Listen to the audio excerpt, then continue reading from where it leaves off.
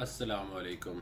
मेरा नाम मोहम्मद कामरान है और स्कॉलरशिप चेज़ की आज की वीडियो में हम बात करेंगे diversity as a luck factor in scholarships. बहुत सारे स्टूडेंट्स जो हैं वो ये कहते हुए नज़र आते हैं कि स्कॉलरशिप जो है वो बाय लक हो जाता है, कुछ का हो जाता है कुछ का नहीं होता। ख़ास तौर पे जिनका नहीं होता तो वो ये बात मशहूर करते हैं कि जी हमने अप्लाई किया और हमारा नहीं हुआ। तो मैंने सोचा कि एक वीडियो बना लें, इसमें आपको एक फ़ैक्टर बता दूं जो वाकई ही आपकी आप इसको लक से रिलेट कर सकते हैं और इस फैक्टर का फ़ायदा उठाकर आप भी अपनी एप्लीकेशन को इंशाल्लाह कामयाब बना सकते हैं। ये फैक्टर है डाइवर्सिटी का फैक्टर। डाइवर्सिटी बेसिकली इस चीज़ को कहते हैं कि जो भी यूनिवर्सिटी है, जो भी इदारा है और जो भी स्कॉलरशिप बॉडी है, वो चाहती है कि ज़्यादा से ज़्यादा मुल्कों से लोग आएँ, ज़्यादा से ज़्यादा खित्तों के लोग जो हैं वो यहाँ पे मौजूद हों और कोई भी अगर प्रोजेक्ट रन हो रहा है उसके अंदर पार्टिसिपेट करें ताकि एक डाइवर्स ग्रुप ऑफ पीपल जो है वो क्रिएट हो और लोग एक दूसरे के एक्सपीरियंस से, एक दूसरे के कल्चर से, एक दूसरे के रहन सहन से सीख सकें। इसकी एग्जांपल मैं आपको देता हूँ कि अगर आप इरास्मस मंडस पर अप्लाई करें और 18 सीटें हैं तो उन्होंने क्लियरली बहुत सारे प्रोग्राम्स में लिखा होता है कि हम हर कंट्री को एक या दो सीट्स जो है वो एलोकेट करेंगे, यानी वो 18 कंट्री से 18 स्टूडेंट्स को बुलाना चाहते हैं। तो नो मैटर पाकिस्तान से 100 लोग अगर अप्लाई करें तो उन्होंने आपको उसमें से सबसे अच्छी जो एप्लीकेशन होगी उसमें से एक या दो लोग ही सिलेक्ट होने हैं। इस तरह जापान का रॉन पाकू प्रोजेक्ट था, अभी भी है, मैं इस पर एक अलग इंशाल्लाह वीडियो बना दूंगा।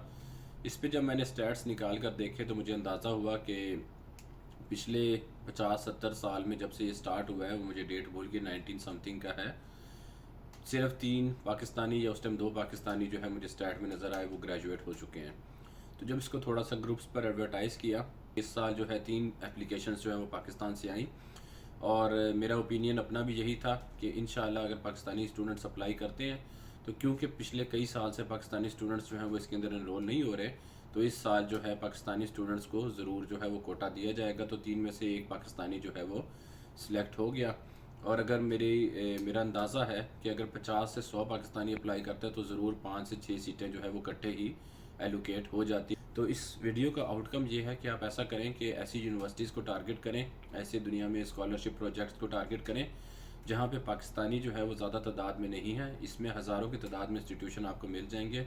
आप लिंक्डइन के ज़रिए भी थोड़ी रिसर्च कर सकते हैं और डाटा जो है वहाँ पे मोस्टली वेबसाइट पे दिया होता है कि वहाँ पे अगर ज़्यादा पाकिस्तानी नहीं है तो वो यूनिवर्सिटी और प्रोग्राम ज़रूर चाहेगा कि अब इसके अंदर जो है चंद पाकिस्तानी स्टूडेंट्स भी शामिल हो जाएं।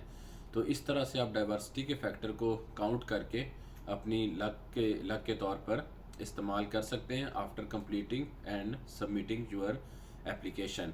मेरी बातें सुनने का शुक्रिया। उम्मीद करता हूँ इन छोटी छोटी बातों से जो कि मेरा एक्सपीरियंस रहा है, इंशाल्लाह आपकी एप्लीकेशन क्वालिटी इम्प्रूव होगी और आप जब एप्लीकेशन जमा करवाएंगे तो आपको बहुत जल्द स्कॉलरशिप मिल जाएगा। आप बाकी वीडियोस भी देखते रहिए स्कॉलरशिप चेज़ की और इसको शेयर भी कर लें ताकि बाकी भी स्टूडेंट्स जो है वो स्कॉलरशिप पर अप्लाई कर सकें।